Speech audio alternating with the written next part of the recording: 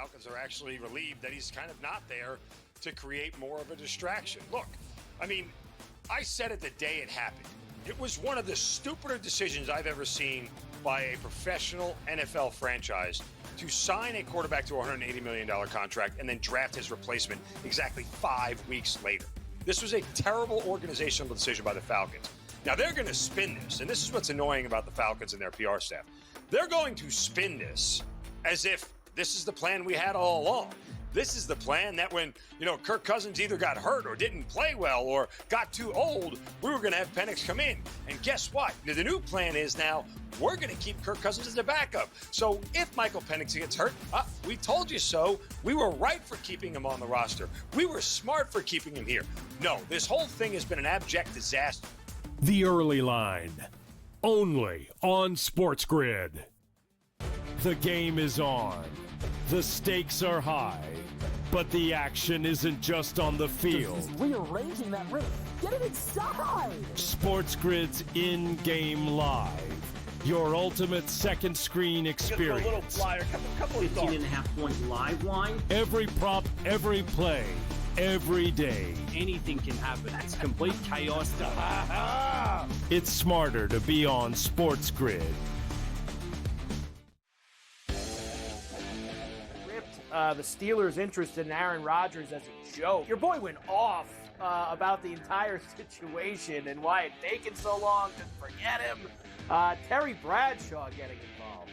Yeah, and saying basically, what are you bringing him in for 1 year? All of this drama for 1 year at this guy, where he is now in his career is he's washed.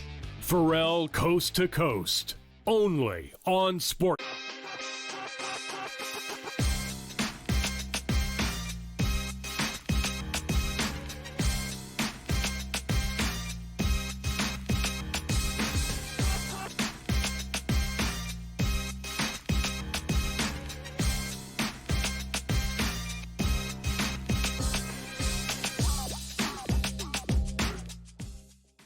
All right, welcome in. A very happy Wednesday to you now, the 4th of June. Can you believe it? And we've got a loaded slate here tonight for you. We had 15 games in Major League Baseball, couple already in the books. We got a few getting ready with the first pitch. We'll get you caught up with all that's going on in the Diamond here over the next hour and a half or so, not to mention we've got a pretty big NBA series coming up starting tomorrow. The finals are here. The finals are here tonight as the puck is getting ready to drop in Edmonton. A repeat of what we had 1 year ago. The Florida Panthers on the road taking on the Edmonton Oilers, part 2. What are we going to get? Anything different than what we got last year? Well, who better to kick it off with than our good friend Cam Stewart in the house, ready to roll here. And Cam, you got to love it. Rematch, two teams that somehow went out and got a little bit better in the offseason. I think both these teams, it's fair to say, are better versions of what they were a year ago. So what changes, Cam? What are we going to get here tonight moving forward? Well, I'll tell you one thing. You're the Edmonton Oilers. You can't go down 3-0 to Stanley C. Panther. Remember what happened before? They're down 3-0, and they took it to 7. They got to get out of the gate hot. Their fans are rabid. Florida's just so damn good, Joe. No, the thing about the Panthers is, too, we just talk about this team. Sometimes they get outplayed, outskated, but the minute you think you score, like when you score a goal on them and feel good, their counter punch is better than any team I've ever seen, almost in the history of hockey. Like you saw it against Carolina. Carolina's cruising 2-0, dominating the game. Next thing you know, 3-2 Panthers. They scored 3 goals in a buck and a half. Edmonton cannot let that happen. They can't have gaps. This is a big deal, Joe. 2 of the best teams. It's nice that we get both teams. No stupid Cinderellas. Like this is it. Florida's the best in the East. Edmonton's the best in the West. I think it's going to be, 6 or 7 games in the series. I'm leaning Oilers, Joe, and I think the Oilers know this. We have to get out to a hot start because if Florida takes the first game, their backs are up against the wall already. How's Stu Skinner going to play? He's been absolutely fantastic. And Bobrovsky, the MVP almost for the Panthers. This guy stands on his head. They've had a lot of time off. We'll see what happens tonight, Joe, but I got picks, I got props, I got everything for this game, and should be a lot of fun tonight with the Panthers and Oilers. Yeah. So, what are you expecting scoring wise in this? Because we were 6.5. I think I'm seeing sixes in some spots now. Are we expecting high scoring games, or do you think this is going to be? Well, we shouldn't be looking at just automatic overs here. No, Joe. Know what I think I'm going to do in this game, and I do have some picks for it. But the first period, this is a very interesting thing, kind of like a boxing fight. Are these guys going to feel out each other? Even though they know each other, there have been changes to the lineup. Does Edmonton want to get too loose at home? No. Florida will play it close to the vest too. They know how good their back end and goaltending is, right? So I'm not sure if we're going to get over 2 goals in the first period in this game. The under 1.5 is plus money, and then we could take a live over if the game starts to open up a little bit when we get some goals. But this is what I'm doing with this game, Joe. I hate to go against you and Stanley C. Panther. That's why you just keep on wearing designer suits and go fishing on a big yacht, because you don't bet against these guys. But I don't learn my lesson, Joe. That's me. I'm like one of those guys. I'm in for more punishment, but I really like this Oilers team. And you know one thing about hockey, Joe, you got to lose before you win. It happened with the Panthers. It happened with all the teams that go to the Cup final. Oilers, they're in that situation. I will take them in the first period on the money line. If it's a tie and a push. They need to come out and score that first goal in the game, get those crazy fans ahead of them, right? And I think that could happen. I think it's going to be 1-0 Edmonton at the end of the first. Props. You got to take a look at a lot of guys with shots on goal. Joe, first I'm going to take a little bit of a flyer here. On Edmonton, it's all about McDavid and Draisaitl. I'm taking Evander Kane. First goal of the game, 20-1. He's been absolutely on fire, a dangerous player. Florida's going to want to lock down the best guys, but Kane is one of those guys who can, when he plays well, can dominate games. I'm going to take him at 20-1 for a first goal, plus 320 for an anytime goal. One thing I know against Florida, you got to pepper shots on Bobrovsky.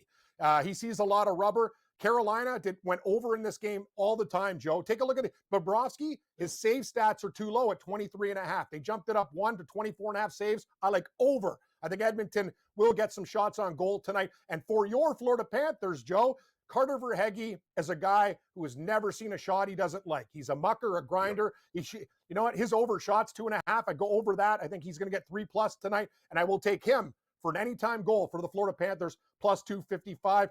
Joe, I think it's going to be I think the number's right. Maybe a 4-2 hockey game with an empty netter. I'm not sure if it's going to be this high-flying game. It's hard to take unders with Florida and Edmonton, but it is game 1 of the Stanley Cup Finals, and I think they're going to play pretty cautious, especially at the start of the game.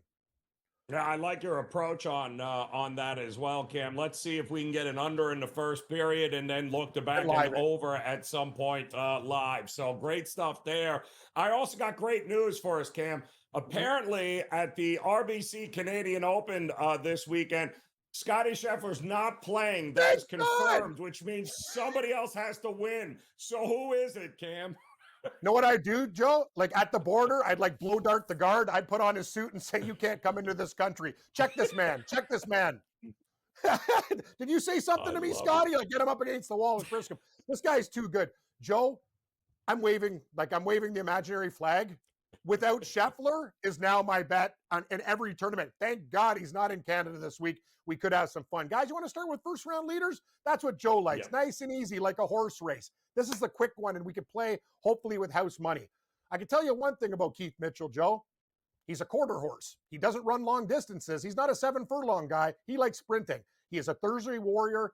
Like all the time, he's around the top of the leaderboard, 55-1 first round leader. Harry Hall from UNLV, he's been very, very good at the start of tournaments as well at 60-1. Thomas Dietrich will have a great fit for this course. He hits the ball long. TPC Toronto, 7,400 yards. It's a par 70. I think a lot of the Europeans will do well this week. 65-1 for Dietrich. One American that's playing really, really well under the radar is Chris Gotterup. Got her up and put him down, Joe, right on the yacht. Get on your fishing rod and let's party with Chris Gotterup at 65-1. Jesper Svensson, he's 110-1 for a first-round leader. And Joe, this guy's actually done it this year. Chris Ventura, golf detective, 181 for the first-round lead. I sold Carver on him today. He actually has had a first-round lead on the PGA Tour this year. I'm going to take a little bit of a flyer. We got top 10, Sanjay M. I read an article with this caddy. All this guy does is finish. You know him, Joe. Do I really want to take him to win? But you always see him on page 1 or 2 of the leaderboard. And that price at plus 280, I am totally sold on that. Top 20s, I got a lot of European guys. A lot of them, Joe. Who do I got here? I got tons of guys. Noren, from your alma mater, Oklahoma State. By the way, Joe, I want to have a talk with you why so many Swedes go to Oklahoma State, especially even on the women's side. Maya Stark, who won the U.S. Women's Open, is an Oklahoma State Cowboy as well, for all you guys. Thorbjorn Olesen flying way under the radar this week. I know a lot of golf punters like him to win at 65-70. I'll take a top 20 at plus 230. Matt Wallace will have the game to play in Canada, plus 240. And Nicholas Norgard is actually the longest hitter on the tour with Rory. And I'm going to take a shot. What the hell's going on here, Joe? Am I the United Nations? I got 2 Danes, a Swede, and somebody else. Outrights. Sam Burns, Mr. Burns. Keith Stewart likes him too, and Keith is a great golf capper. 28-1. Robert McIntyre, the lefty from Scotland, looking good at 30. Luke Clanton, he goes from amateur to pro status, and he was on page 1 of the leaderboards when he was an amateur. Matty Schmid, one of Brady Cannon's favorite guys. Great price at 80-1, and afternoon Jake Knapp at 85. Dating a girl from Canada, I think you'll play well this week. No, and will a Canadian win the Canadian Open? Your answer is no. I think we'll be close, though. Maybe Pendrith. Top 10s and 20s, Joe. Go Canucks. Cam Stewart, we'll see you again, my man. Game Time Decisions continues.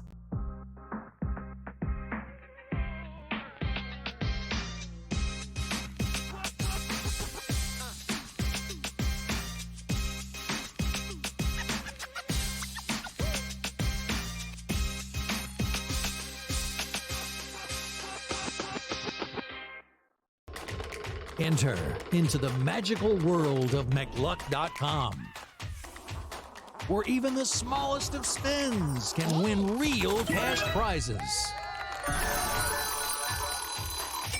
Adventure into over 1,000 of the best Vegas-style slot games. So what are you waiting for? Unlock your free welcome offer today.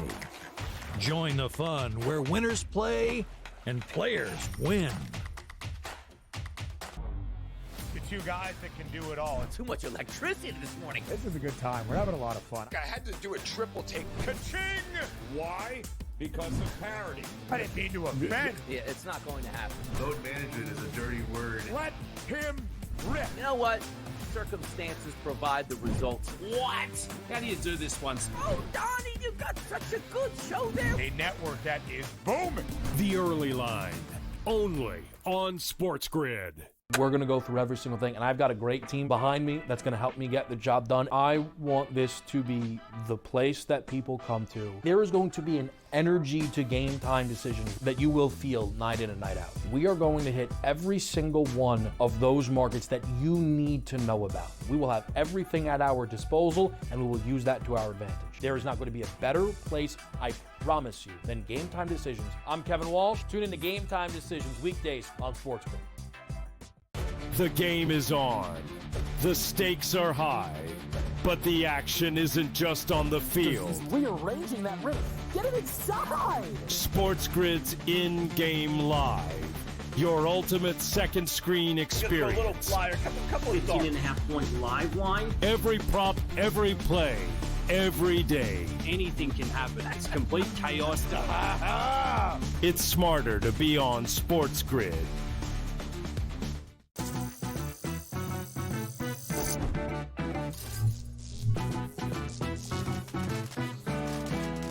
Did you know sportsbooks tend to draw up tighter bet lines for events that get even more bettors, like championship games or major matchups? My tip? Try betting on less popular sports. You might have a better shot at beating those odds. Now, go get lucky. See you in Las Vegas. Let's get lucky.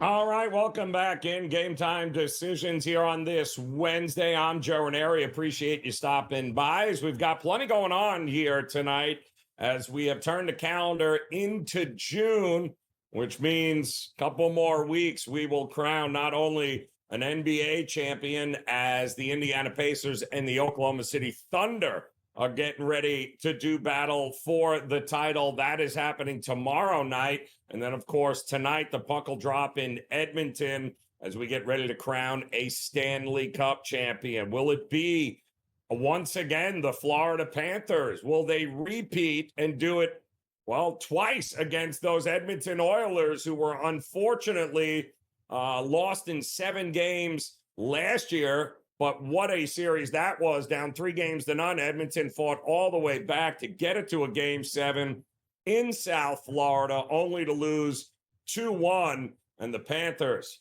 end up getting it done. Will we get just as good a series this go around? Well, we won't have to wait too long, because that puck is dropping 8 o'clock tonight. Both these teams are better versions of what we had a year ago when they played. Does that make a difference? Will it be the same outcome?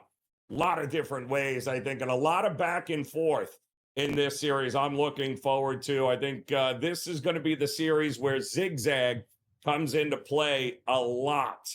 So I'm looking very forward. We'll have much more on the Stanley Cup Championship coming up here at the top of the hour. Joe Madden will stop by. We'll talk with her and get her plays and props for this game. But I will say this. If the trend continues, winners in this round of the playoffs this season, have you noticed that you didn't get a whole lot of one-goal games? Usually when the teams win, whoever you have to win, well, they usually win by more than a goal. We've seen over 65% of the teams that have won games over the last couple of rounds have done so by 2 goals or more. So interesting to see if that's exactly what happens here with the goalies being pulled. If your team is down earlier and earlier, it feels like empty netters becoming a big part of the game. I think there's a lot of different ways to go about this series. And yes, I can definitely see the zigzag theory coming into play in this one. But in the meantime, we also have a ton of Major League Baseball here today. We had some earlier games, and can you believe it? Stop the presses. My goodness, if you had a 3-game sweep on the road by the Colorado Rockies on your bingo card, kudos. You. Drinks are on you tonight. I can tell you that right now, because a lot of folks didn't, but that's exactly what we got. The Colorado Rockies earlier finish off the sweep of the Miami Marlins. It was a close one, 3-2, but they end up getting it done. That is a 3-game for a team that got on the road with just 3 road wins all year. Well, they doubled that road winning percentage in 3 games in Miami. Kudos to the Colorado Rockies getting it done. Milwaukee also wasn't interested in backing up a great winning streak where they have been crushing the ball over the last month. Wasn't great for them yesterday as the Reds ended up getting it done. But today, different story. Milwaukee trounces Abbott, who has been very good for the Reds, trounced them 9-1 as those bats remain on fire for the Milwaukee Brewers. We also watched Slugfest USA at Fenway Park as we saw the Boston Red Sox come back not once but twice to win it 11-9. Unbelievable. 4 runs in the top of the first for the Angels, followed by 5 runs at the bottom of the first by the Red Sox, and it just kept getting better and better as that game went on here today. We do have, of course, a couple of games that are started already here at the 6:40 Eastern time first pitch. One of them involves the Pittsburgh Pirates as they are trying to get it done here against Houston, who, Paul Skeens pitched last night. How did that work out? Oh, yeah, that's right. He pitched 8 innings, gave up 1 run, and guess what? Yeah, he lost again. The 3rd time, I believe, that he has gone at least 8 innings in a game in which his team has not won. Unbelievable there. 3-0 last night. They got blanked.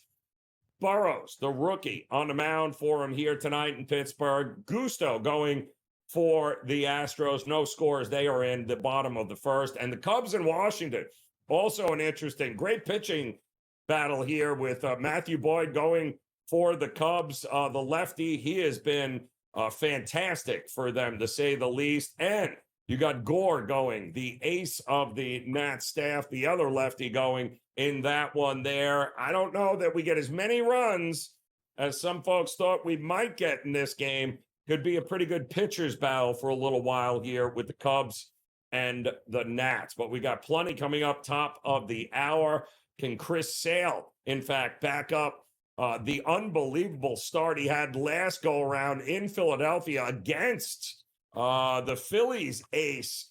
But my goodness, nobody was better than Chris Sale last go-around. Can he go back-to-back at home? Wasn't good for them last night as the Diamondbacks beat up the Braves pretty good, but Chris Sale tonight taking on Merrill Kelly. Can the Bats get it going? It's been a rough stretch here for Atlanta. Even with Acuna back, they just can't seem to get any runs to get going. And unfortunately, I'm not sure we're going to see a lot of runs in this one either. This total is down to 7.5, and I think with good reason. Kansas City, I believe, and the Cardinals has been postponed. Rain out for that one. No word on when they're going to make that up just yet. But also coming up top of the hour, Yankees taking on the Guardians. Clark Schmidt against Ortiz. Yankees took last night's game 3-2. Boy, oh boy, they get bad news, they get good news. And can they keep it rolling here tonight against the Guardians? Pretty big price you're going to have to lay there on Clark Schmidt. We'll have much more on that game. And Kumar Rocker back on the mound for the Texas Rangers here tonight. Can he help this team get some wins? Lot to discuss here as Game Time Decisions continues on the Grid.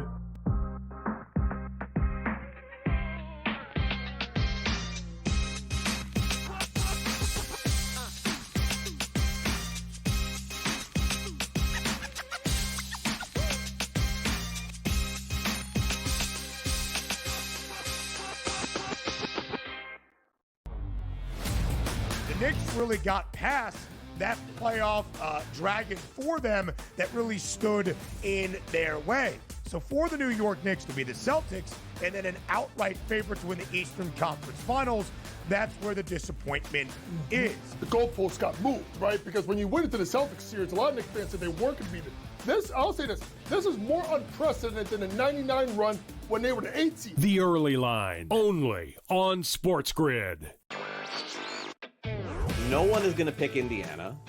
No one's going to pick Indiana to make it close, honestly. Like, you could get tremendous odds if you pick OKC in 7. I think that taking the series over 5.5 games, the last 2 NBA Finals series ended in 5. I think this one goes 6. I think the Thunder will get the job done, but I think the Pacers are just too strong of a team and too talented of a team and too deep of a team to lose in 5 or fewer games. Newswire, only on SportsGrid.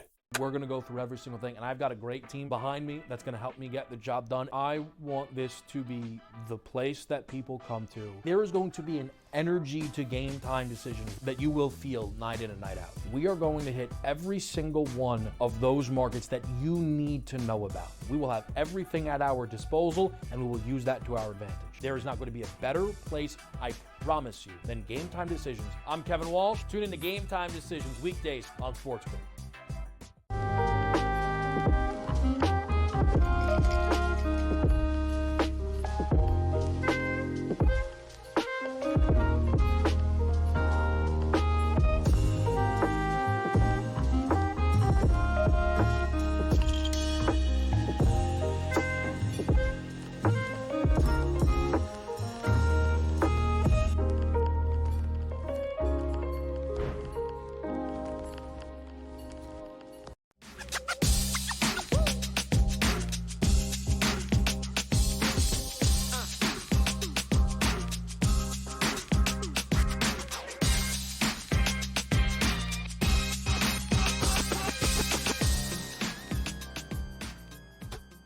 All right, welcome back in. Here we go. Game Time Decisions on this Wednesday as we've got a whole lot of Major League Baseball getting ready to go in just a couple of minutes. The 7 o'clock Eastern Time first pitches include the Yankees getting ready for Game 2 of their set against the Guardians. We also have Philadelphia in Toronto. Barrios on the mound for Toronto, looking to bounce back after Philadelphia handled their business and welcomed back Bryce Harper last night. And he promptly went yard in Toronto to help the Philadelphia Phillies get it done last night. Abel, the rookie, who had a pretty good outing, I believe it was against the Pirates in his first Major League Baseball start. He will get out there again here tonight against this Toronto team.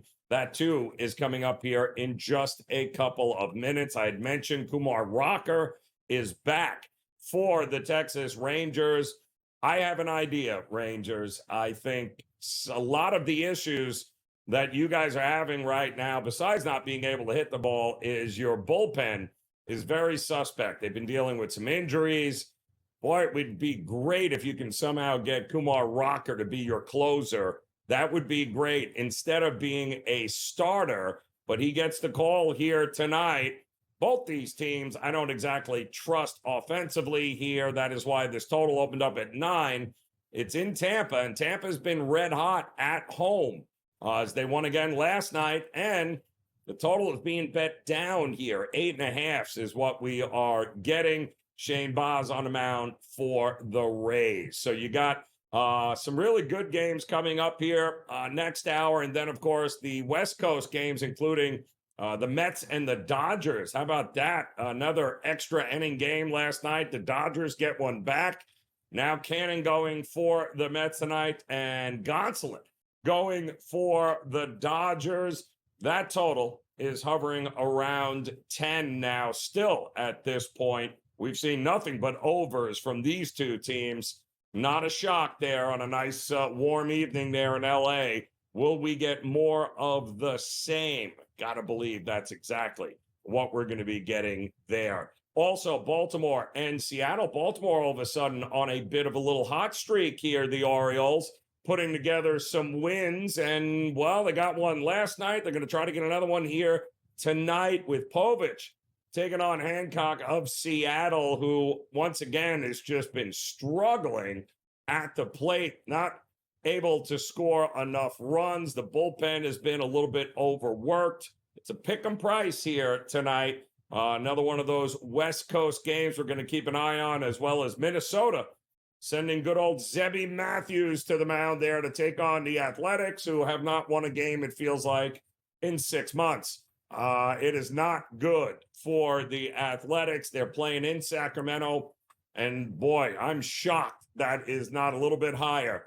That total there with Minnesota handling business again last night, and once again another over at this Sacramento field for the Athletics games. I can't imagine we're going to get anything other than more runs in this game, especially with Zeb Matthews giving up the long ball a lot. Rookie's got electric stuff, but some walk problems as well as home run problems tends for me to lean that maybe, just maybe, 10 is not high enough of a number here tonight in that game. I'm looking for another over, right? If it ain't broke, why we fixing it? And I'll tell you what is broke, though, the offenses of the Giants and the Padres. Yikes. Not good. A bunch of 3-2, 1-0 games that we're seeing here. Giants at home, sending the lefty Harrison back to the mound for them. Nick Pivetta going for the Padres here tonight, and he has been great. I mean, listen, the Giants, Oracle is nothing more than a pitcher's ballpark. It's not a great offensive ballpark by any stretch. Don't see a ton of offense going tonight in this one. It opened up at 7.5. It's been bet down to 7, and I agree with it. It's a coin flip game, which we're seeing the Padres get a little bit more money here, but runs have been hard to come by for both of these teams. Two pretty good bullpens there as well. So as you can see, we got plenty of Major League Baseball coming up for you, and the puck dropping in just a little over an hour from now. Game 1 of the Stanley Cup Finals is coming your way. The Edmonton Oilers hosting the champs, the Florida Panthers. Round 2 with these two teams. They did it last year. They're doing it again this year. We'll have much more on that. Another hour of Game Time Decisions next here on The Grid.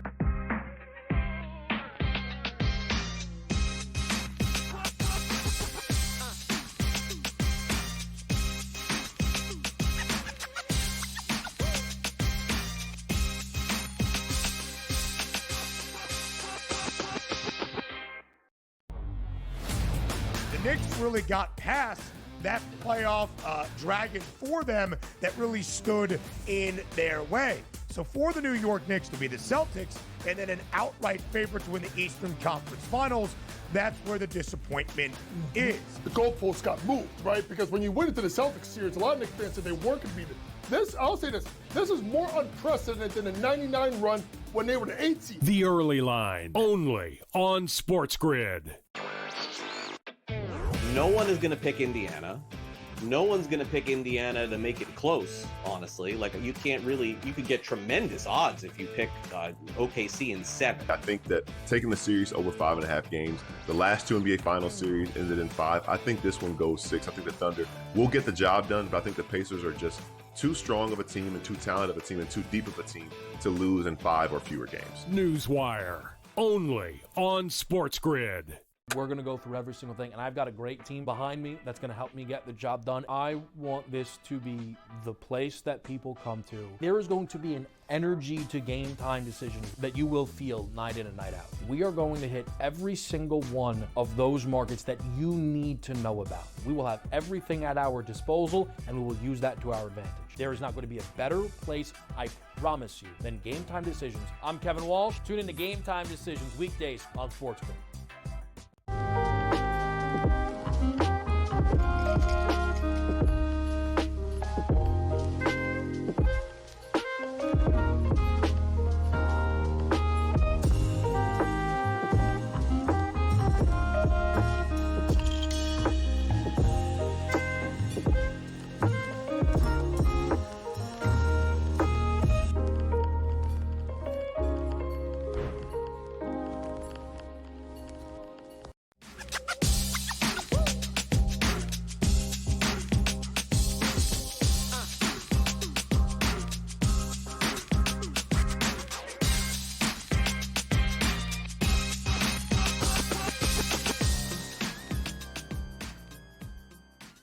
All right, welcome in Game Time Decisions, off and running. We got another hour together here before we get ready for a big night. Not only a lot of great Major League Baseball games coming up, but of course, the beginning of the Stanley Cup Finals, a repeat of what we got 1 year ago between the Florida Panthers and the Edmonton Oilers. I'm Joe Raineri. Want to thank you so much for stopping by here with us on Game Time Decisions. We got a lot to get to over the next 58 minutes here or so. So let's dive in to this Stanley Cup Finals, and let's bring in our good friend Joe Madden, who is ready. I think we're all ready to get this on. I do think it's going to be a series that, unlike last year where it was feast or famine, where Panthers were up 3-0 before we even knew what was going on, and then next thing you know, we're in a Game 7. It does feel like there could be a little more back and forth this year and this series, and it begins tonight. So what are we like early, and what do we think we're going to get big picture-wise in this series here, Joe? Well, Joe, I think you hit the nail on the coffin there. This is going to be a back and forth battle between these two. I don't think it's going to come easy for either of these teams to be able to hoist the cup. I would be completely shocked if one of these teams did finish it in 5. We know the depth of both of these teams is there. And for the Edmonton Oilers, they have seen Stuart Skinner really step up to that next level. So they're going to need him to continue to do so while locking down on the defensive side as well. But the Florida Panthers, their greatest strength is their depth. Their ability to get these wins on the road is so key for this team as well. And they love these deeper series where they're able to wear down those teams, every single game being harder to play against them. I'm looking for this one to have some low scoring games, but also some high scoring games, as well as a shutout for one of these goaltenders. So I do think we're going all the way to Game 7.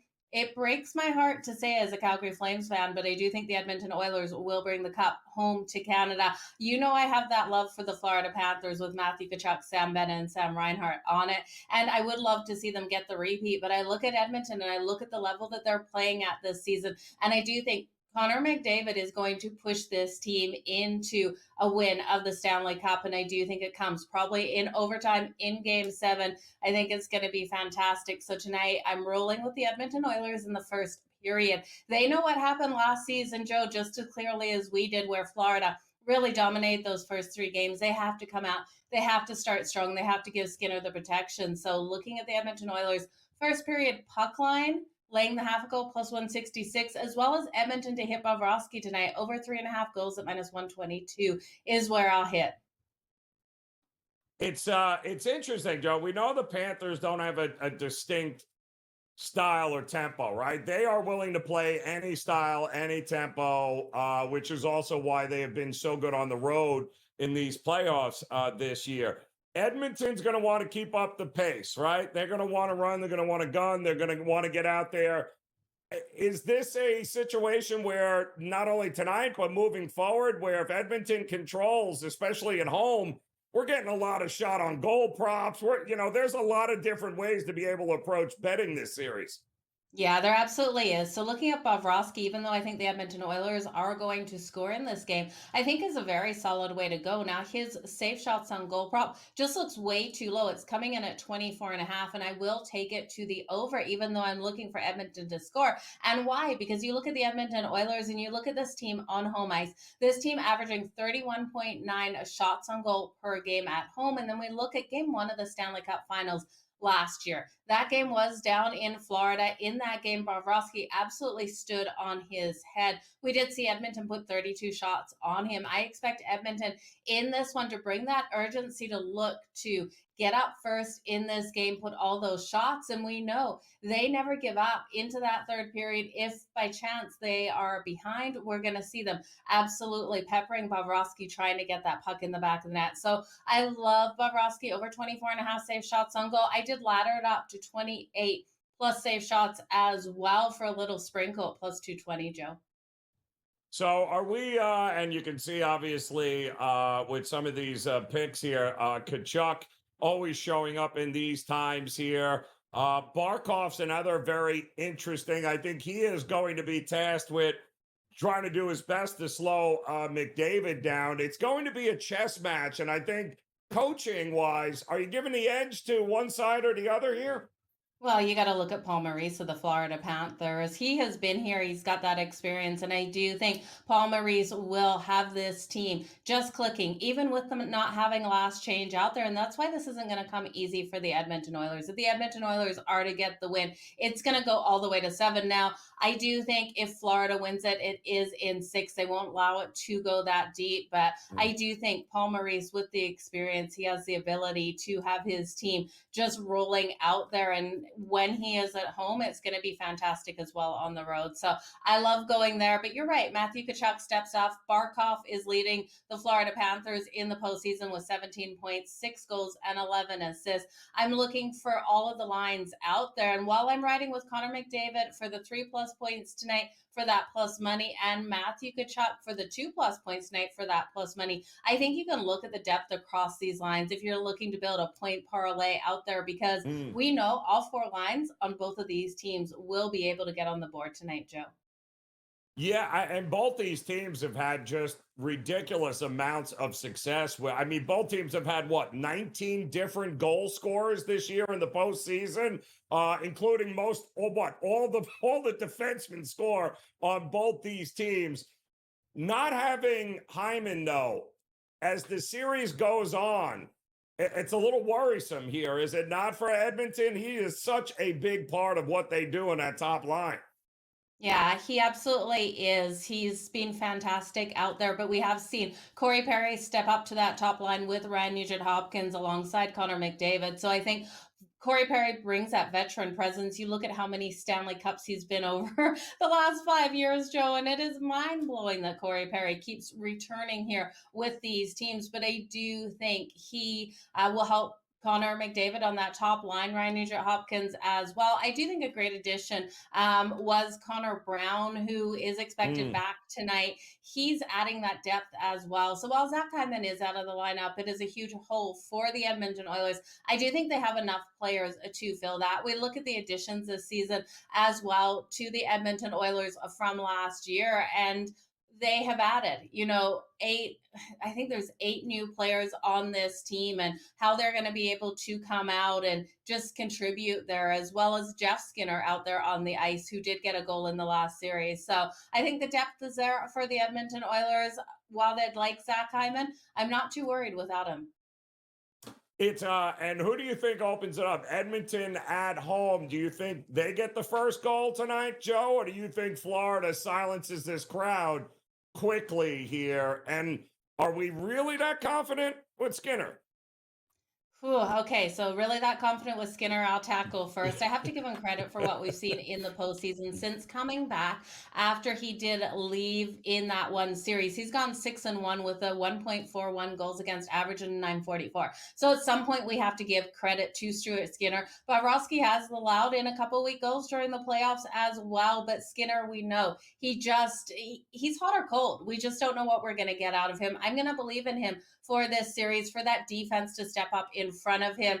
And then, Joe, I just think here, we're going to see a really strong performance out of the Edmonton Oilers, but it has to be led by Connor McDavid. He has to be the catalyst that drives the ship here. We're looking at him, 14-plus points in the postseason. Ties Wayne Gretzky's record. Gotta love it. Gotta love it. The NHL Stanley Cup Finals coming your way. We'll have more on Game Time Decisions next.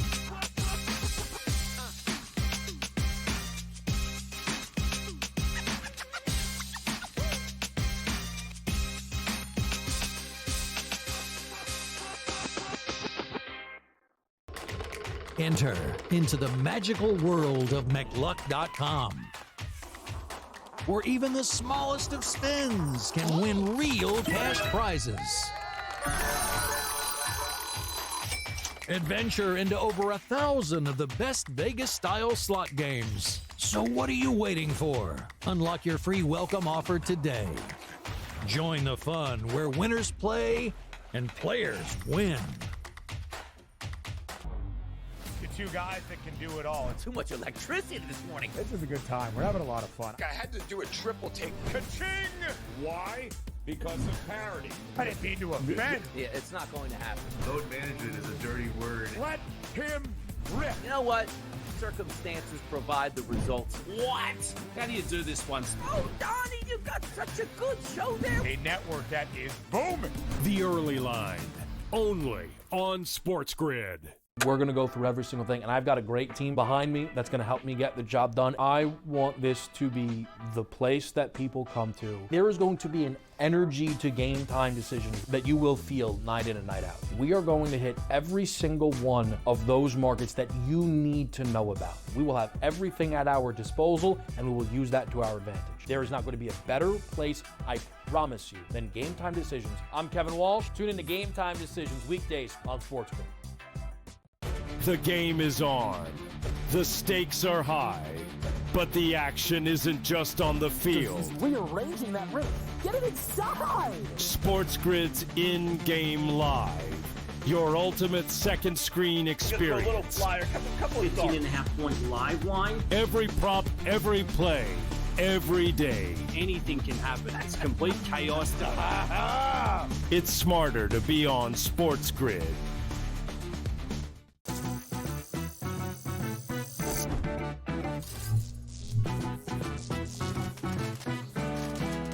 Did you know sportsbooks tend to draw up tighter bet lines for events that get even more bettors, like championship games or major matchups? My tip? Try betting on less popular sports. You might have a better shot at beating those odds. Now, go get lucky. See you in Las Vegas. Let's get lucky.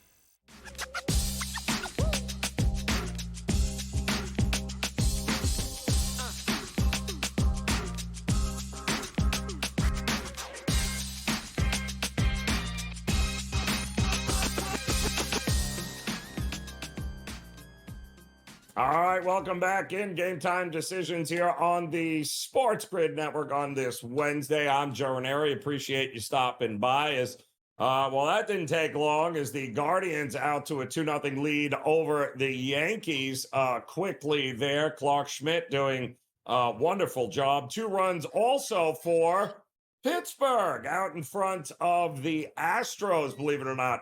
Bottom of the second. No score with Philly and Toronto, and no score, shocker, Cubs, Washington, Gore versus Boyd in that one. Let's bring in our good friend Mark Zinno, see what he's got on the card here tonight in Major League Baseball. Boy, that was quick, though, with the Guardians getting out front here, top of the first inning. But the good news is Yankees at home, one swing in the bat could very well get it done here and get right back in this one. Yeah, before we get into this, can I just pat myself on the back for having the guts today to take the Rockies going for the sweep and got it? Oh, you were the guy. Fantastic. That Yes. is fantastic. Yes, absolutely had the Rockies at 12 o'clock today. I mean, I was all in. I'm like, this is their World Series right here to try and get a sweep.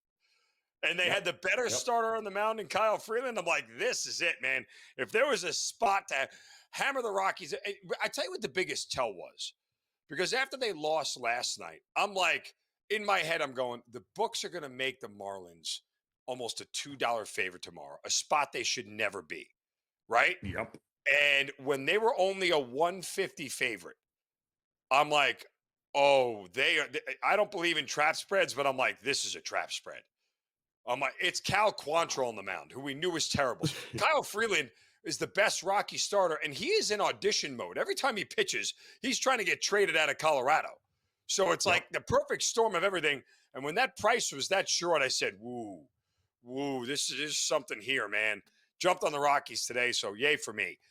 Yes, let's hope the Yankees can get some runs. Of course, the Yankees feast their famine offense, and last night they only scored 3 runs and got through it. Look, Clark Schmidt is tough to figure out. Last week when I faded him, he was fantastic.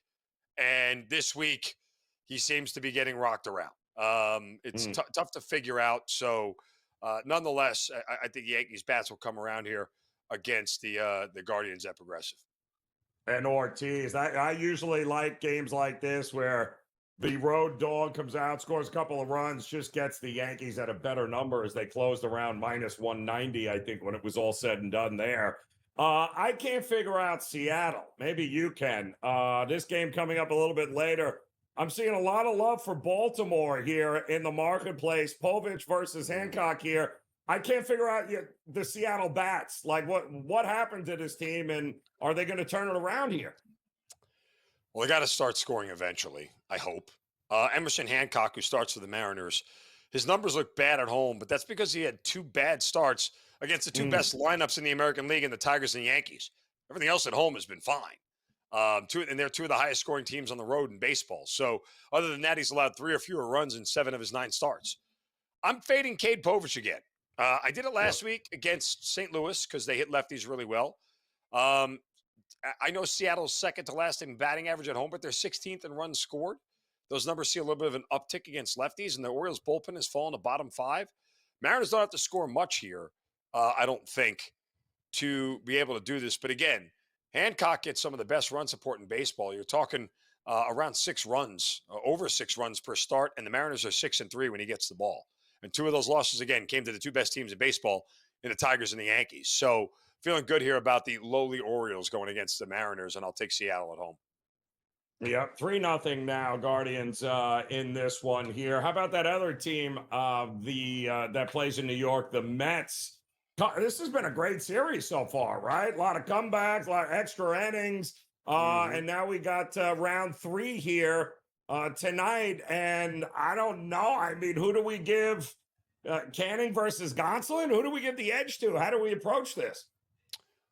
Well, I think the clear pitching edge is with Canning. I know Canning is not the same guy last year that gave up all those runs in the American League, but he's been really good this year. And look, after back-to-back starts where he didn't get it done. I mean, look, he lost his first start of the year. Then they went 8 straight starts where they won the game, and he won 5 consecutive decisions.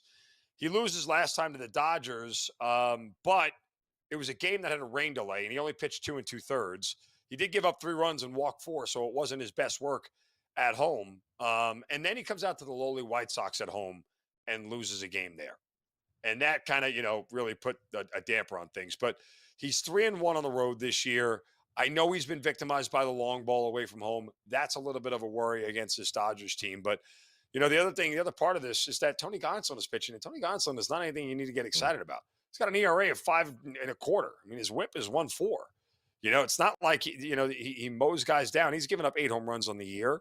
And when you kind of look at the price point of the games in this series, LA was minus 160 in the opener, right? They were minus one. Let me just pull it up here again. They were minus 150, and they're minus 150 again here. So the numbers have been consistent, but this is the Mets' best starter. So I think the Mets are worth a play here. And particularly, when I look at him, I like him in the first 5 plus a half. I think them getting a run in the first 5 here, if they can get to Gonsolin early, and I expect them to, I think that they have a shot here to have a lead, and I don't mind the half run in my back pocket against Gonsolin. Yeah, and I don't know how we sweat out an under in this game. Both bullpens have been just worked over the first couple of games here, right? I mean, it feels like maybe both guys might have to be in there a little bit longer than they should. It feels like an over. It's 10 now, but it still feels like an over with LA, no?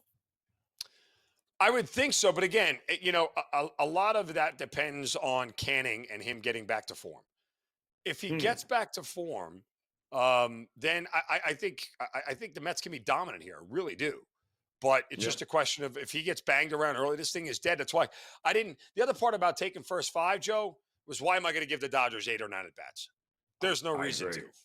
If Canning isn't elite early, then it's a variance fest of run scoring, and I have no idea how it's going to go. So give me the first 5 of Griffin Canning. First 5 it is. We got more coming up here. Game Time Decisions on the grid.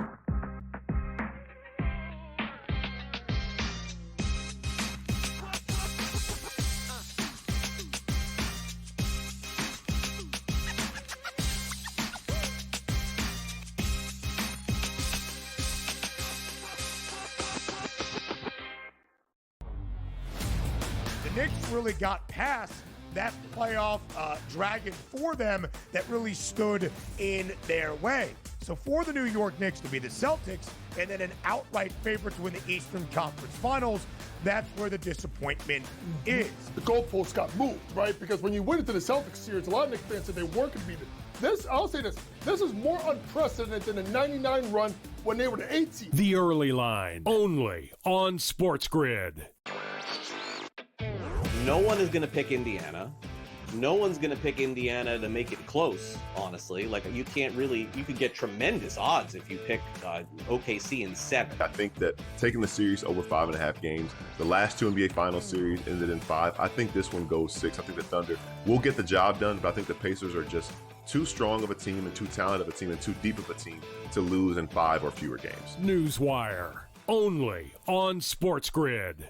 We're going to go through every single thing, and I've got a great team behind me that's going to help me get the job done. I want this to be the place that people come to. There is going to be an energy to Game Time Decisions that you will feel night in and night out. We are going to hit every single one of those markets that you need to know about. We will have everything at our disposal, and we will use that to our advantage. There is not going to be a better place, I promise you, than Game Time Decisions. I'm Kevin Walsh. Tune in to Game Time Decisions weekdays on SportsGrid.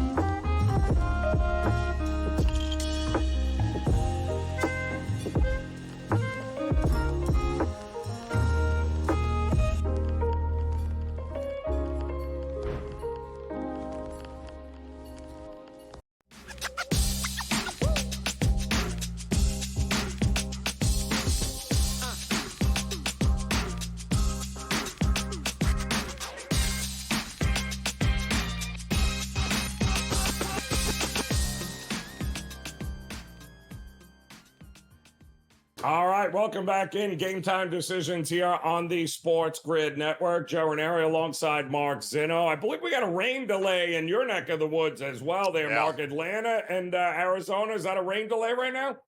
Still waiting. It's been raining heavily here. In fact, my kids' baseball all-star practice was rained out tonight. So if the kids can't practice, the adults certainly can't play. Yeah. Well, and then we'll keep you posted on when that one goes. Still 7.5 listed as a total in that one. All right, By the let's way, look ahead tomorrow. Hold on a second. Should the Braves ever really be a minus 175 favorite at this point? Like the answer is no. Why are we still overpricing the Braves like they are a first place team? Yep. The Diamondbacks shouldn't be a minus pitcher favorite to anybody other than the Dodgers or Yamamoto on the mound. Like this is a bad price. We're overinflating Chris Sale, whose ERA is not 1.6 like it was last year. It's twice that. At 3. So, like, I'm not with a lineup that doesn't hit with any sense of consistency. Like, I don't know. It's just a bad number. I'm not touching the game because the weather is involved, but it's a bad number. Yeah, well, Chris Sale, what version of him do you get here tonight is going to depend on what happens in this game there. So good luck with that one. Tomorrow, we got game 1 of the NBA Finals in OKC. We've got, of course, the Pacers. And the way this game is being bet, the way this series is being bet, it feels like there's no need to play these two games in OKC. Just get it back to Indiana, game 3, and that's it. And let's see if they can get themselves back into it. Like, if your sports book allows you to leave an open spot in a parlay, I would moneyline parlay OKC in game 1 with OKC in game 2. Granted, you're still going to be paying about minus 160, but, like, they're not losing these two games. And here's how I know they're not losing these two games. Because you need 3 things to happen for Oklahoma City to lose a game on its home floor. Joe, they lost 14 games this year. They lost 7 games at home. They have lost 7 games at home this entire year. 3 of those games involved Luka Doncic, 2 to Dallas and 1 to the Lakers in the very last game of the regular season where OKC had nothing to play for, right? So let's just say, for argument's sake, they lost 6 games at home this year. 2 of them to Luka and Dallas. 1 of them to the Denver Nuggets. We got that. They lost a game to Golden State at the beginning of the year when Golden State started, I think, 10-1, right? And then the other one was a game to Minnesota in overtime. What do all these games have in common? I'll tell you, since you were wondering. You needed 3 things to happen. 1, you have to have the Oklahoma City Thunder shoot around 44% or less from the field. They also have to shoot 33% or less from 3, because this has happened in all of these games. And then, oh, by the way, you need to probably shoot your best shooting game above 50% from the field. Like, those 3 all have, not just one of them, not just 2 of them, all 3 of them have to happen if you would like to beat the Oklahoma City Thunder in OKC. Big percentages. Ready? Golden State in their win, 50%. Dallas, 48%. Dallas again, 52%. Minnesota was the lone outlier, and I'll get back to them in a minute. They only shot 42% from the field and 26% from 3, but I'll explain what happened there in that game. Then go back to Denver again, 60%. And the Lakers in the final game of the regular season, that didn't matter, 55%.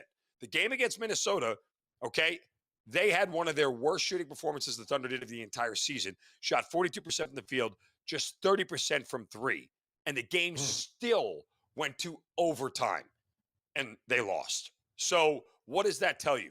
It tells you that it is a near impossibility that all 3 of those things happen for a team that plays no defense in Indiana and cannot stop Oklahoma City from shooting at will and making threes at will. So, yes, don't play these 2 games. Just pick it up game 3 in Indiana. There's no way we're sweating an under out in any of these games. I mean, do you think the depth of Indiana, are they going to limit them defensively too? No, I think Oklahoma City can just shut down Indiana. And then when it gets to be a 25-point lead as we hit to the 4th quarter, they pull up and say, we're done with this. Everybody on the bench go in and play. And then that's how the game stays under. Because guess what? There is a world where Indiana is held to about 100 or 105 against this team, and the pace just dies, right? Then all they got to do at 120, it could be 100 to 88 by the time the 4th quarter starts or something like that. And you know what I'm saying? Like, here's the thing. You know me, Joe. I always say, if they ain't covering early, they probably ain't covering late. I do not think that holds here in this. If Oklahoma City is not covering the first half, they could still run away within a second. Remember what happened when they get in the Memphis game? They were down by a dozen. They still covered the game. So they have a second gear that nobody can keep up with. And I'll tell you this, the only other way to bet Indiana is take Indiana on the money line because you're going to get a better payout. There's no reason to chase a +6 when they can run away at the end, Oklahoma City. Yep, it's that game starts tomorrow and the series could be over. Mark Zeno, we appreciate it. Game Time Decisions can.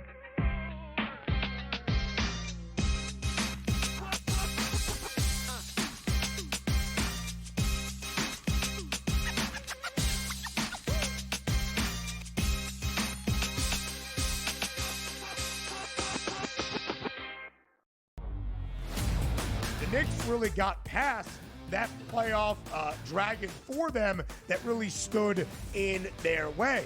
So for the New York Knicks to be the Celtics and then an outright favorite to win the Eastern Conference Finals, that's where the disappointment is. The goalposts got moved, right? Because when you went into the Celtics series, a lot of Knicks fans said they weren't going to be this. I'll say this: this is more unprecedented than the '99 run when they were the 8th seed. The Early Line, only on SportsGrid.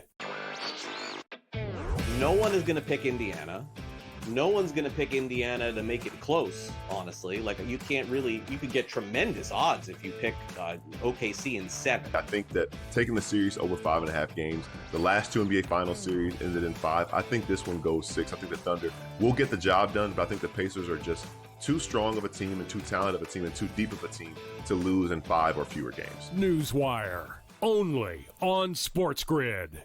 We're going to go through every single thing, and I've got a great team behind me that's going to help me get the job done. I want this to be the place that people come to. There is going to be an energy to Game Time Decisions that you will feel night in and night out. We are going to hit every single one of those markets that you need to know about. We will have everything at our disposal, and we will use that to our advantage. There is not going to be a better place, I promise you, than Game Time Decisions. I'm Kevin Walsh. Tune in to Game Time Decisions weekdays on SportsGrid.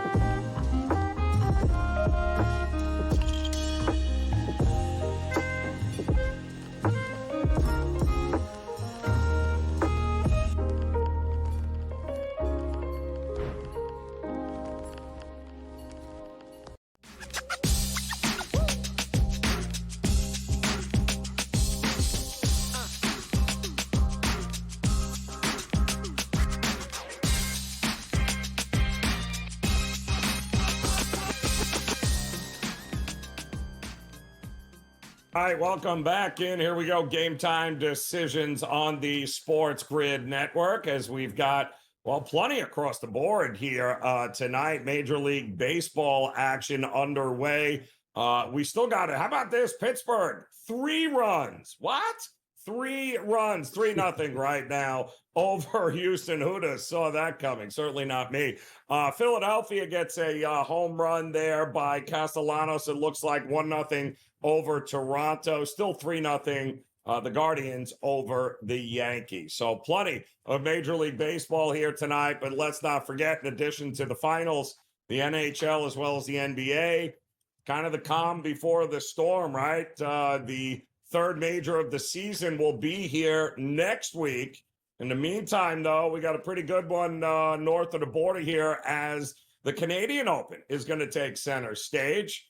And who better to talk some golf than our good friend here, Brady Cannon, in the house. And Brady, let's be honest, the good news from a betting perspective is that Scheffler's not participating here. So we have a shot at getting, outside of Rory, who I don't know that I would have bet him for this anyway. It does feel like we might be able to get a pretty decent number this week. What were you thinking?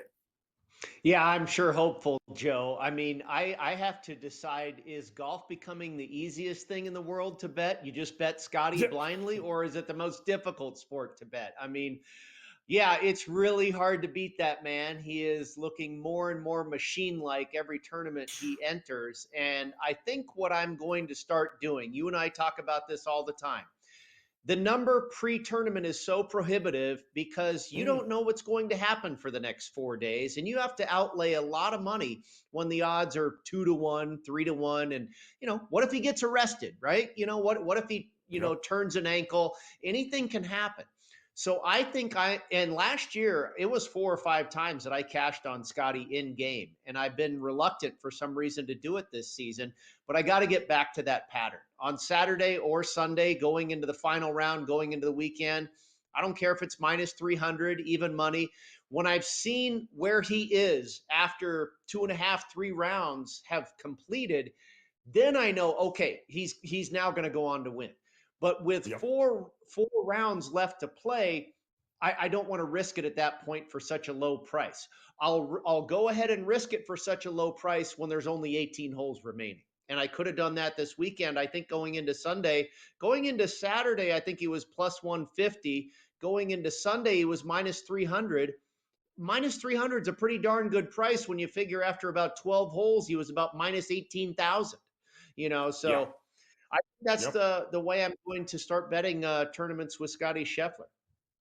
And the other problem we're dealing with, Brady, is that we're not seeing the big rivalry with nobody's challenging him. Like, we're not seeing in some of these tournaments anybody going out and getting him. I mean, there's moments where you're like, oh boy, here it comes. And then by the time he turns the back nine on a Sunday, it's like, all right, well, that was short-lived. There's just not that Tiger feel.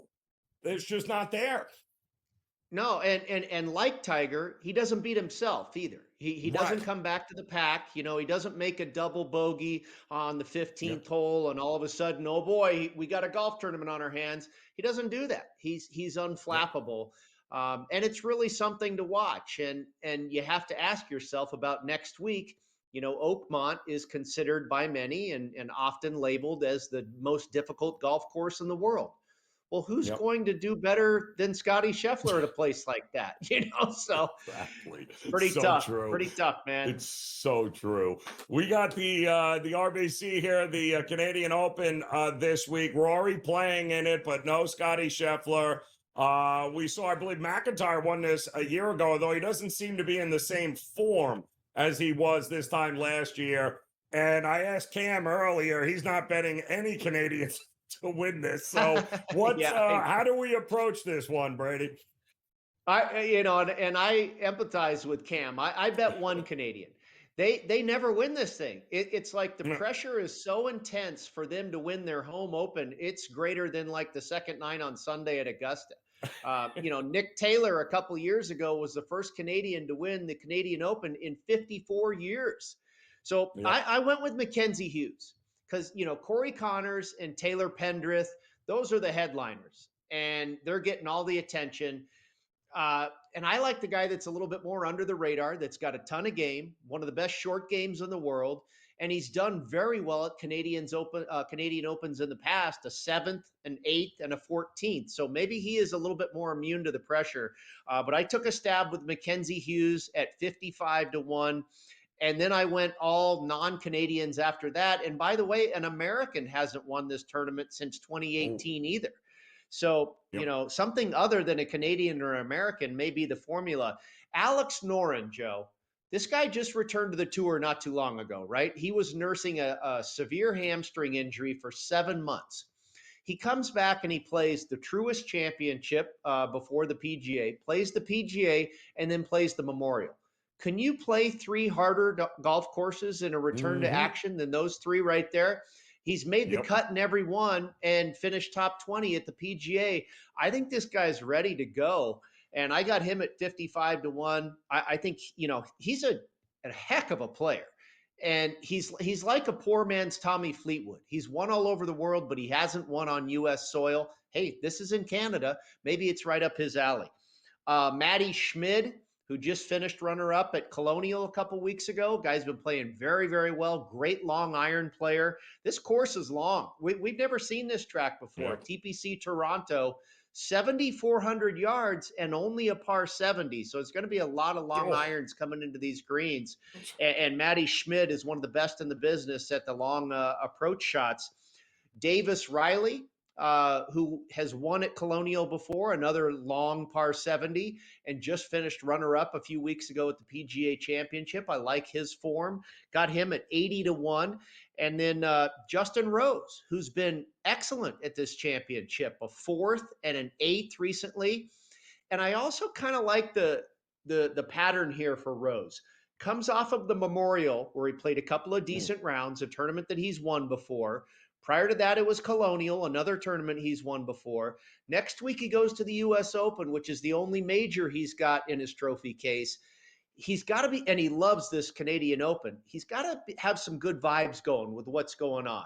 And what has he done so far this year? Finished third at Pebble, finished eighth at Bay Hill, and finished second at the Masters. So I think he's possible here. I got him at 85-1. And then a guy near your neck of the woods, Ricky Castillo, a rookie out of the University of Florida, who's been really playing well this year. Over the last 24 rounds, he is fourth in this field for strokes gained tee to green. And he can putt, and he can play the long par fours. 120-1, who knows? Scotty's not in the field, right? Anything's possible. Yep. What is do we know what this score is anticipated? We knew it was 11 and a half last week at the Memorial. Yeah, what do we spot got on, now? right? Yeah, I think Scotty was 10 under, and the number at the Westgate Superbook out here was 11 and a half. This week it's 17 and a half, which I like.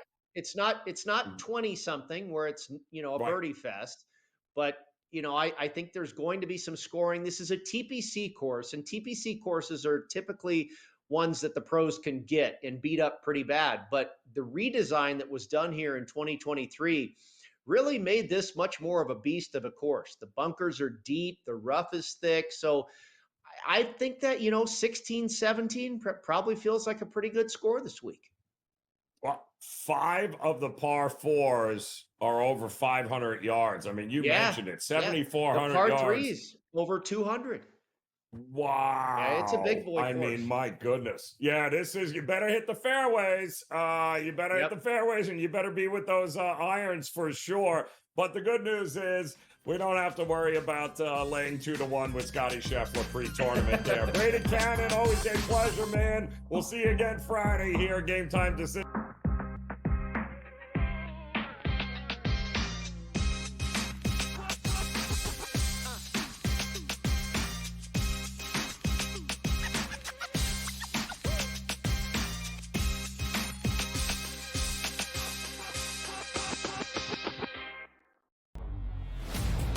Knicks really got past that playoff dragon for them that really stood in their way. So for the New York Knicks to be the Celtics and then an outright favorite to win the Eastern Conference Finals, that's where the disappointment is. The goalposts got moved, right? Because when you went into the Celtics series, a lot of Knicks fans said they weren't going to be this. I'll say this is more unprecedented than the 99 run when they were the 8th seed. The Early Line, only on SportsGrid. No one is going to pick Indiana. No one's going to pick Indiana to make it close, honestly. Like, you could get tremendous odds if you pick OKC in 7. I think that taking the series over 5.5 games, the last 2 NBA Finals series ended in 5. I think this one goes 6. I think the Thunder will get the job done, but I think the Pacers are just too strong of a team and too talented of a team and too deep of a team to lose in 5 or fewer games. Newswire, only on SportsGrid. We're going to go through every single thing, and I've got a great team behind me that's going to help me get the job done. I want this to be the place that people come to. There is going to be an energy to Game Time Decisions that you will feel night in and night out. We are going to hit every single one of those markets that you need to know about. We will have everything at our disposal, and we will use that to our advantage. There is not going to be a better place, I promise you, than Game Time Decisions. I'm Kevin Walsh. Tune in to Game Time Decisions weekdays on SportsGrid.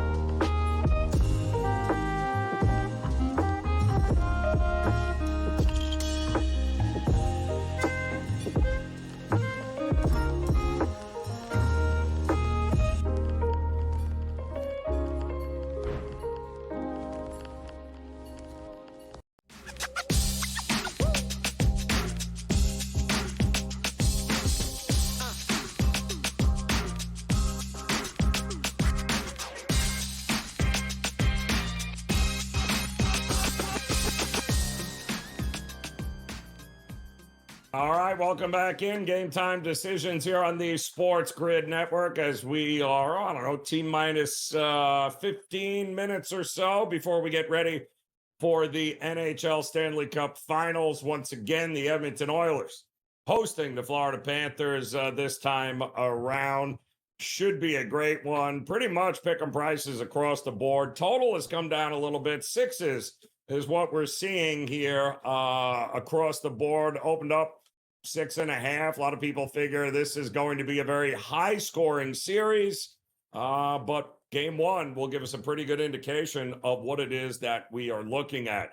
Also, plenty of Major League Baseball underway. Got some good ones out west coming up, especially this series between the Mets and the Dodgers. Could this be a National League pennant preview? What we're looking at. Who better to ask than our good friend Dave Sharapan here, who is out west wearing a Twins uniform. That's almost not even fair. They're playing the Athletics. It's almost not even fair that you're wearing that right now. But yeah, that too is coming up tonight, my man. You're right. Yeah, with so many things going on and so many things having the focus of so many people, right? I always used to say this in the book. This game is probably going to be one of the ones that, like, the book's going to need Oakland for, like, body parts. I mean, the Twins have, since May 3rd, that's 1 month, they are 20-7. All right, that's the best record in the bigs. And tonight they get the A's, who've lost 19 of 20. The line's like -170. Try to pick the winner, -190 now in a lot of places. It has steamed up. The A's changed the pitcher. I don't think that's going to matter. Trying to pick the winner of the hockey game, Joe's a lot harder. You know, sometimes you just you gravitate toward things you feel like you know better or you have a better chance of winning.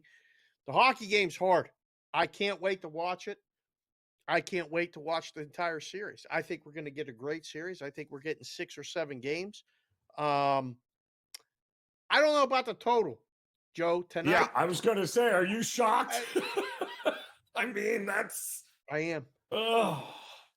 After all the time off, a lot of times I used to call this, you get sloppy hockey, right? Passes are hard to complete.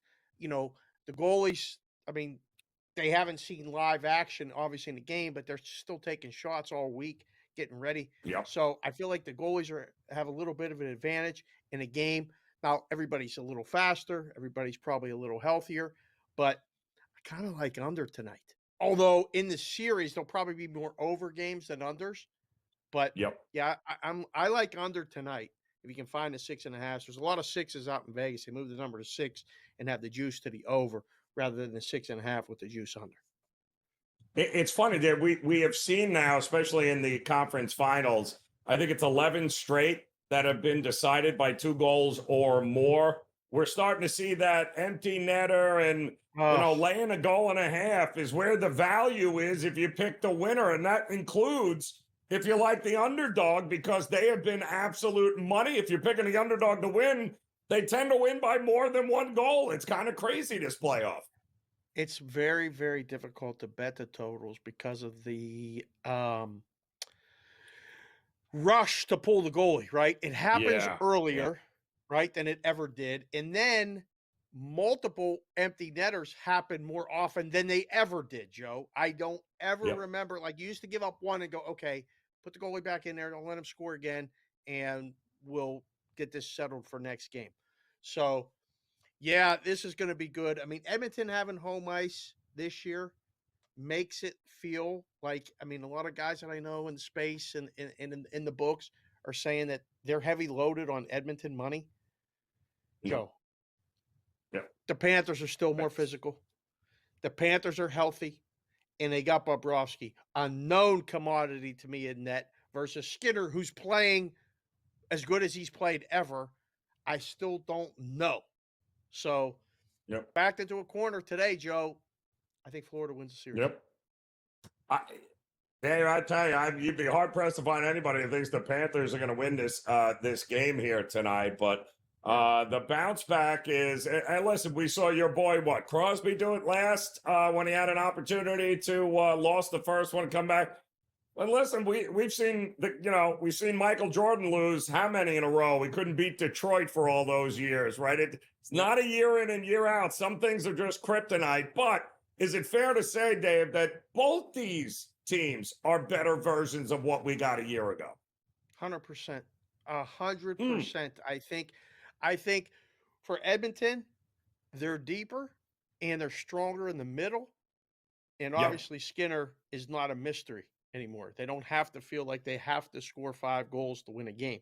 They can win a game low scoring, 2-1, something like that. Florida, 2 years ago, wasn't healthy, ran into the Knights at the end and just couldn't do it. Last year, really, they brought back almost the entire cast of characters, and Maurice is just tremendous as far as the coach and has the ear of all the players. They have complete buy-in. Yeah. I think this will be great. I mean, we're going to have 2 very different series versus the NBA. I think the NBA is going to be over quick. I think 5 games. Maybe we get 6. I don't think there's a chance in hell the NBA is going 7. And I think we're going to have a blowout or 2, double-digit wins. When you look at the spread for game 1, it's 9.5. So this will be very different. Very, very different. I think tomorrow night will be the tell-all about what that series is going to be. Can Indiana sneak a win and steal one from a team that hasn't played in almost 10 days here? Can they do it, or is it just going to be? Is the market right, Dave? You can remember the last time we got a finals where a team was minus 700 to win it? Careful. Just saying, be very careful. You think Pacers are live? You think Pacers are live? I think they're live if they can steal one here in OKC to start. I think they're very much alive at home. But crazier things have happened. Supposed to win, right? When you're supposed to win is a lot harder than when nobody thinks you're going to win. Game Time Decision continues here on the Grid.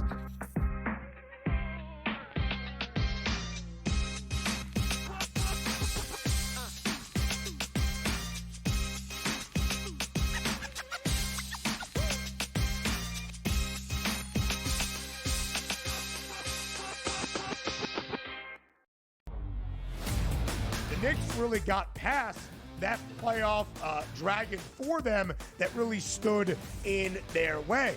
So for the New York Knicks to be the Celtics and then an outright favorite to win the Eastern Conference Finals, that's where the disappointment is. The goalposts got moved, right? Because when you went into the Celtics series, a lot of Knicks fans said they weren't going to be this. I'll say this is more unprecedented than the 99 run when they were the 8th seed. The Early Line, only on SportsGrid. No one is going to pick Indiana. No one's going to pick Indiana to make it close, honestly. You could get tremendous odds if you pick OKC in 7. I think that taking the series over 5.5 games, the last 2 NBA Finals series ended in 5. I think this one goes 6. I think the Thunder will get the job done, but I think the Pacers are just too strong of a team and too talented of a team and too deep of a team to lose in 5 or fewer games. Newswire, only on SportsGrid. We're going to go through every single thing, and I've got a great team behind me that's going to help me get the job done. I want this to be the place that people come to. There is going to be an energy to Game Time Decisions that you will feel night in and night out. We are going to hit every single one of those markets that you need to know about. We will have everything at our disposal, and we will use that to our advantage. There is not going to be a better place, I promise you, than Game Time Decisions. I'm Kevin Walsh. Tune in to Game Time Decisions weekdays on SportsGrid.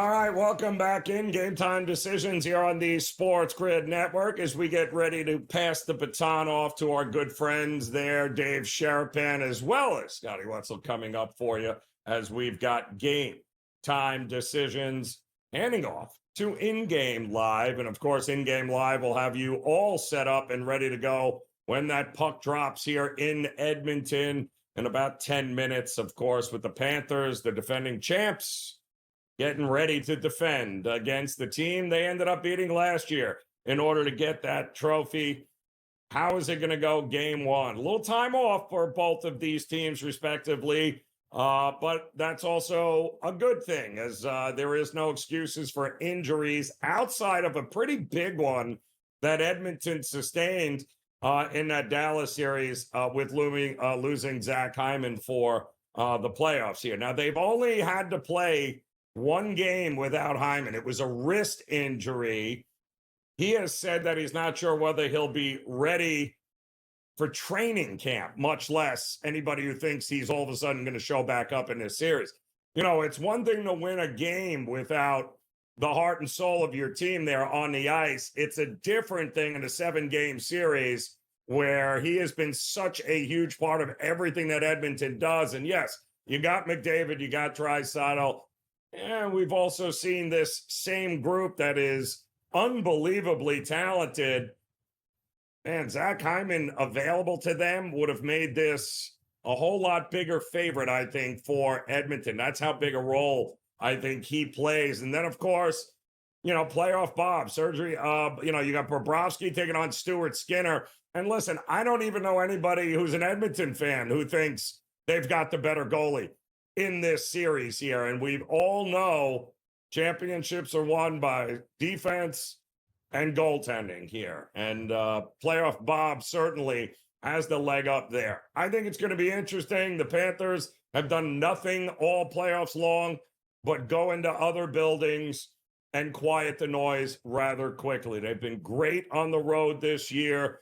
They are at plus money here. I'm kind of with Dave Sharapan. I don't know that this is going to be the highest of scoring games right off the bat. I do think we're going to have some 7-8 goal or more games in this series.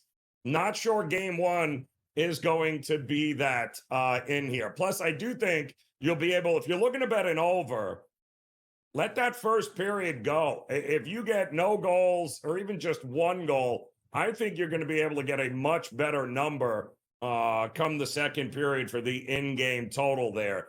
If these teams are truly offensively going to just dominate both defenses and goaltenders, then if I can get 5.5, I got no problem in the second period jumping on and over, knowing how fast, plus the empty netters, can come into play here. But if it ain't broke, don't fix it. We have seen the numbers, and we told you earlier, in the playoffs, it's kind of been crazy.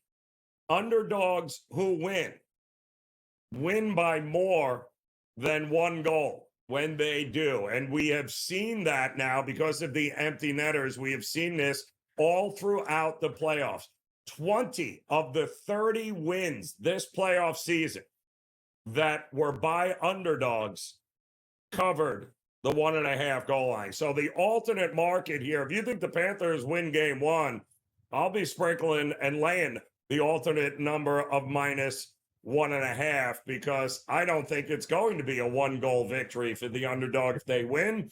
I think that's pretty good value there, backing the Panthers and laying a 1.5 goals. And listen, conversely, you can get right now Edmonton winning by laying the puck line there at almost 2-1. It's what we have gotten the entire playoff series, and we've gotten some great series here. But we have seen 11 consecutive games having been decided by 2 goals or more in the playoffs here. 11. And those are the conference championships. So I got no problem. I think Florida wins tonight. I think Florida wins on the goal line. I'll lay the 1.5 at plus money here tonight. And the Panthers looking to get home ice advantage back. They've done it in every series. Don't see why this is going to be any different. Good news is we've got much more on this game. Plus, full slate of Major League Baseball games coming up. You don't have to go anywhere. We have got you covered, as In Game Live is coming up next with Dave Sharapan, Scott Wetzel and company. They'll have you updated across the Major League Baseball scoreboard and, of course, Game 1 of the Stanley Cup Finals. Good luck. Enjoy the games. Game Time Decision. We'll see you again tomorrow.